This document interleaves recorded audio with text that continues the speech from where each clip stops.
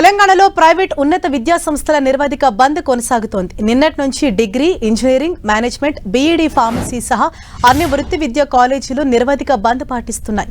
ప్రభుత్వం fee reimbursement బకాయిలు విడుదల చేయనందుకు నిరసనగా నిర్వధిక బంద్కు ప్రైవేట్ ఉన్నత విద్యా సంస్థల సమాఖ్య పిలుపునిచ్చింది.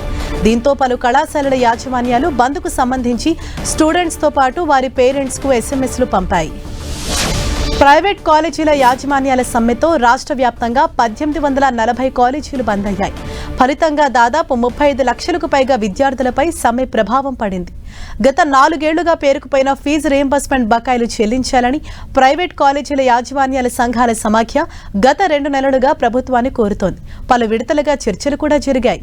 ఈ నేపథ్యంలో దీపావళిలోగా 1200 కోట్ల రూపాయలు విడుదల చేస్తామని గతంలో ఉప ముఖ్యమంత్రి భట్టి విక్రమార్క హామీ ఇచ్చారు.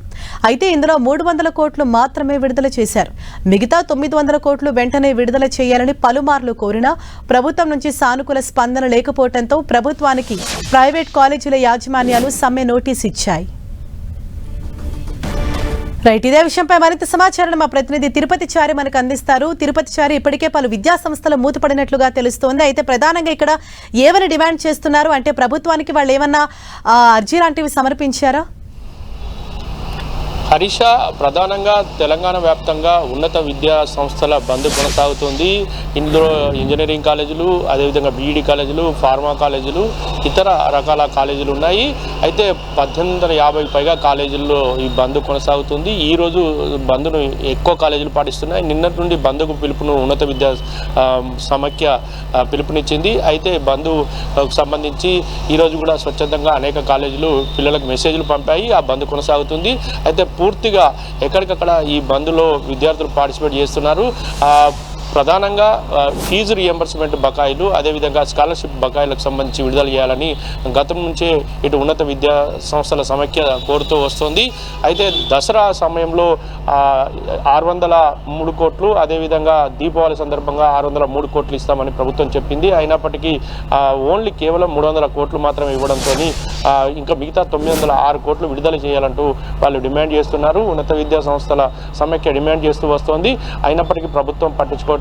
ఒకవైపు దీంతో పాటుగా కాలేజీలపై విజిలెన్స్ల దాడులు కొనసాగిస్తోంది. ఈ క్రమంలో విజిలెన్స్ల దాడులు చేసి మమ్మల్ని బ్లాక్మెయిల్ చేస్తున్నారా అంటూ కూడా ఒకవైపు ఆ ఉన్నత విద్యా సంస్థల సమాఖ్య వాళ్ళని ప్రశ్నిస్తోంది, ప్రభుత్వాన్ని ప్రశ్నిస్తోంది. మేము ఫీజు రియంబర్స్మెంట్ను గత 4 ఏళ్లుగా పెండింగ్లో ఉన్నాయి, ఆ బకాయిలు చెల్లించాలని కోరితే మాపై ఇలా విజిలెన్స్ దాడులు చేయడం ఏంటంటూ కూడా ప్రశ్నిస్తున్నారు.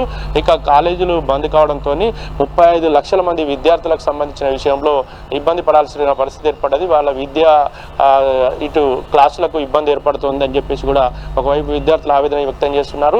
మరొక వైపు ఈ ఫీజు రీయింబర్స్మెంట్ బకాయిలను వెంటనే చెల్లించకపోతే ఇంకా తాము ఈ పోరాటాన్ని మరింత ఉధృతం చేస్తామంటూ కూడా ఉన్నత విద్యా సంస్థల సమాఖ్య పేర్కొంది.